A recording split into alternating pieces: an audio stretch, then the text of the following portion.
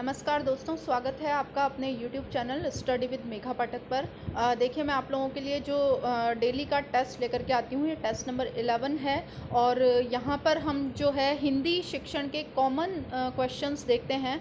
आप लोगों की जो मेथडोलॉजी है, यानी कि जो आपका पेडागोजी पोर्शन जो दिया हुआ है, शिक्षण विधियाँ, उनमें जो कॉमनली ऐसे प्रश्न जो कि अगर हम हिंदी में इसको समझ लें तो आपने कोई भी भाषा ले रखी हो, देखिए आपके लिए बहुत ही काम के हैं वहाँ पर। तो ऐसा बिल्कुल भी नहीं है कि जिन्होंने सिर्फ हिंदी ले रखी है उनके ही काम के हैं।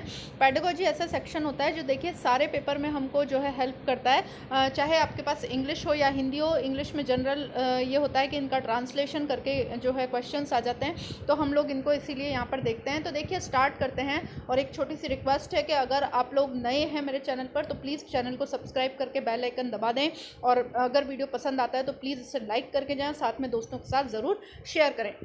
तो देखिए पहला प्रश्न है, जो बच्चे विशेष रूप से पढ़ने में कठिनाई महसूस करते हैं वे डिस्ग्राफिया से ग्रसित होते हैं, मंदबुद्धि होते हैं, डिसलेक्सिया से ग्रसित होते हैं, या सीखने में अक्षम होते हैं, असक्षम मतलब होते हैं। तो देखिए डिस्ग्राफिया तो लेखन से संबंधित है, इसलिए क्योंकि ये पठन के बारे में पूछ रहा है, पढ़ने की कठिनाई के बारे में पूछ रहा है, तो देखिए डिस्ग्राफिया जो है वो लिखने की बीमारी से संबंधित है, तो ये नहीं है ऑप्शन हमारा। मंदबुद्धि होते हैं, देखिए मंदबुद्धि बालक जो होते हैं वो भी थोड़ा थोड़ा जो है पढ़ लेते हैं, हालांकि पढ़ने की स्पीड उनकी बहुत ही कम होती है, तो ये भी नहीं है ऑप्शन। डिसलेक्सिया, देखिए डिसलेक्सिया जो है पठन संबंधी विकार है, एक मानसिक विकार है डिसलेक्सिया, जिसमें बालक जो है पूरी तरीके से पढ़ नहीं पाता। तो देखिए आंसर जो हो जाएगा वो हो जाएगा 3, डिसलेक्सिया से ग्रसित होते हैं। नेक्स्ट क्वेश्चन हम लोग देखते हैं, हिंदी भाषा शिक्षक के रूप में आप किसे सबसे अधिक महत्वपूर्ण मानते हैं? बच्चे की लेखन क्षमता का विकास करना, बच्चे को विभिन्न संदर्भों में भाषा प्रयोग सिखाना, बच्चे की मौखिक अभिव्यक्ति का विकास करना, या बच्चे को व्याकरण के नियम सिखाना। तो देखिए जो हमारा सेकंड ऑप्शन है, बच्चे को विभिन्न संदर्भों में भाषा का जो है प्रयोग करना सिखाना, इसके अंतर्गत लेखन भी आ जाता है, मौखिक अभिव्यक्ति भी आ जाती है, और व्याकरण के नियम भी आ जाते हैं। तो देखिए इन तीनों को समाहित कर रहा है, इसलिए जो सेकंड ऑप्शन है वो सबसे ज़्यादा सही रहेगा। तो आंसर हमारा सेकंड ऑप्शन रहेगा। देखिए नेक्स्ट क्वेश्चन है, हिंदी भाषा की बारीकी को सही रूप से समझने की क्षमता का विकास के लिए आप क्या करेंगे? पहला, हिंदी भाषा के विभिन्न प्रयोगों से युक्त सामग्री उपलब्ध कराएंगे, संस्कृत निष्ठ हिंदी भाषा युक्त सामग्री उपलब्ध कराएंगे। देखिए ये तो ज़रूरी नहीं है, तो ये तो क्रॉस हो जाता है। हिंदी भाषा के प्राचीनतम प्रयोगों से युक्त सामग्री उपलब्ध कराएंगे। देखिए प्राचीनतम प्रयोग तो सही है, लेकिन उनमें कुछ कमियां थी, तो हमें नए मेथड्स जो है ढूंढने पड़े, तो देखिए ये भी क्रॉस हो जाता है। गूढ़ अर्थ वाली भाषा से युक्त सामग्री पढ़ाएंगे, तो देखिए ये भी सूटेबल नहीं है। तो पहला जो ऑप्शन है, हिंदी भाषा के विभिन्न प्रयोगों से युक्त सामग्री जो है वो उपलब्ध कराएंगे, तो ये आंसर जो है सबसे सही रहता है, तो आंसर इसका पहला हो जाएगा। देखिए नेक्स्ट क्वेश्चन है, 7वीं कक्षा में पढ़ने वाली आशा कक्षा में सबसे पहले अपना कार्य समाप्त कर लेती है, हिंदी भाषा शिक्षक के रूप में आप क्या करेंगे? पहला, आशा को दूसरे बच्चों से कार्य की जांच का एकमात्र अधिकारी बताएंगे। देखिए गलत है, ये जो टीचर है वो बच्चे से जो है दूसरे बच्चों की कॉपी चेक नहीं करवा सकता, तो ये तो गलत है। आशा को दूसरों से तुलना करेंगे, देखिए तुलना तो हम किसी भी बच्चे की किसी बच्चे से कर ही नहीं सकते, कानूनन अपराध के रूप में है, तो देखिए ये गलत हो जाता है, दोनों ऑप्शंस गलत हैं। आशा को उसकी पसंद का कार्य करने के लिए कहेंगे, आशा से शांत बैठने के लिए कहेंगे। तो देखिए आशा को जो है अब क्योंकि उसने गृह कार्य जो उसने अपना कक्षा का कार्य समाप्त कर लिया है, तो हम उसकी जो सृजनात्मकता है उसको मोटिवेशन देने के लिए बच्चे को ये कहेंगे कि आप जो है अपनी पसंद का कोई कार्य कर सकते हैं, जो आपका बचा हुआ टाइम है उसमें। तो देखिए इससे जो है बच्चे की क्रिएटिविटी यानी कि सृजनात्मकता का विकास होगा, तो इसमें जो तीसरा ऑप्शन है वो सही हो जाता है।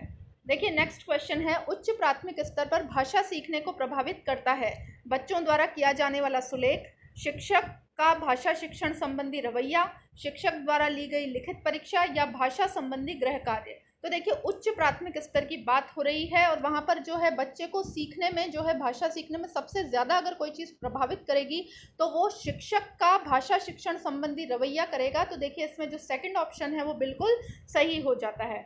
देखिए नेक्स्ट क्वेश्चन हम लोग देखते हैं, उच्च प्राथमिक स्तर पर हिंदी भाषा शिक्षण के लिए क्या अपेक्षित नहीं है? अब देखिए नहीं है की बात हो रही है, स्वाध्यायशीलता का विकास करना, सुनकर शब्दशः दोहराने की क्षमता का विकास करना, भाषा प्रयोग की क्षमता का विकास करना या चिंतनशीलता का विकास करना। तो देखिए उच्च प्राथमिक स्तर पर हिंदी भाषा शिक्षण के लिए क्या अपेक्षित नहीं है? तो देखिए सुनकर शब्दशः दोहराने की क्षमता जो है, एक्चुअली ये जो होता है पहली से 5वीं तक के बच्चों में, और 5वीं तक भी नहीं, पहली और दूसरी कक्षा तक ही जो है फॉलो किया जाता है, क्योंकि जो बच्चे हैं उनमें दोहराने की क्षमता शैशवावस्था में सबसे ज़्यादा होती है, उसी के माध्यम से वो लोग सीखते हैं। तो पहली और दूसरी तक की अगर बात करें तो ये उत्तर सही रहेगा, लेकिन क्योंकि यहाँ उच्च प्राथमिक स्तर की बात हो रही है, 6 to 8 की बात हो रही है, तो देखिए हमें बच्चों को जो है रटाना नहीं है, ना ही शब्दशः दोहराना है। अनुकरण जो है उसकी प्रवृत्ति बच्चों में हालांकि होती है, लेकिन हमें उनको दोहराने पर ध्यान नहीं देना है। तो ये जो ऑप्शन है वो गलत हो जाता है। तो हमारा इस क्वेश्चन के क्योंकि अपेक्षित नहीं है, ये व्यवहार पूछा है, तो सेकंड ऑप्शन इसका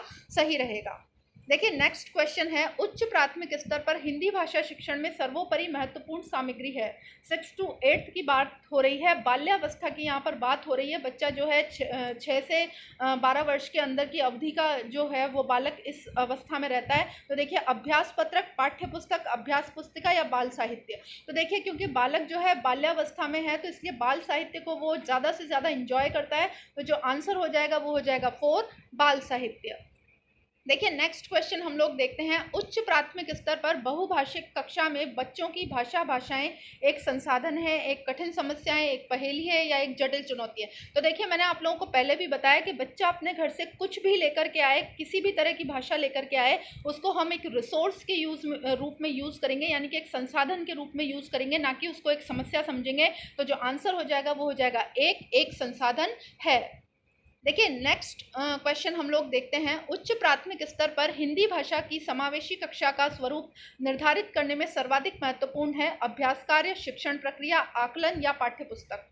तो देखिए अभ्यास कार्य, आकलन और पाठ्यपुस्तक का रोल तो जो होता है वो निर्जीव रोल होता है, लेकिन जो शिक्षण प्रक्रिया है वो शिक्षक के द्वारा की जाती है, वो एक जीवंत प्रक्रिया है। तो देखिए इसका रोल सर्वाधिक महत्वपूर्ण होगा अगर एक समावेशी शिक्षा है, यानी कि अलग अलग तरह के बच्चे वहाँ पर आए हुए हैं। तो देखिए शिक्षण प्रक्रिया अगर बहुत ही अच्छी होगी, जो शिक्षक है अच्छी शिक्षण प्रक्रिया काम मिलेगा, तो देखिए वहाँ पर जो है काफ़ी हद तक जो समावेशी शिक्षा है उसको आकार दिया जा सकेगा। तो देखिए सेकंड वाला ऑप्शन जो है वो राइट हो जाता है। नेक्स्ट क्वेश्चन हम लोग देखते हैं, उच्च प्राथमिक स्तर पर बच्चों की मौखिक अभिव्यक्ति का सतत आकलन करने के लिए सर्वाधिक उचित तरीका है। तो देखिए मौखिक अभिव्यक्ति का यहाँ पर आकलन हो रहा है प्रश्न पूछकर। डेफिनेटली हम मौखिक अभिव्यक्ति का आकलन इससे कर सकते हैं। प्रतिक्रिया व्यक्त करना, किसी बालक की जो है प्रतिक्रिया हम लोग देख सकते हैं। परिचर्चा करवाना, बालकों के बीच में किसी मुद्दे को लेकर परिचर्चा करवाई जा सकती है। तो देखिए ये सारे ही रीजन जो है मौखिक अभिव्यक्ति के आकलन के जो है उचित साधन है। तो देखिए आंसर जो हो जाएगा 4 हो जाएगा ये सभी।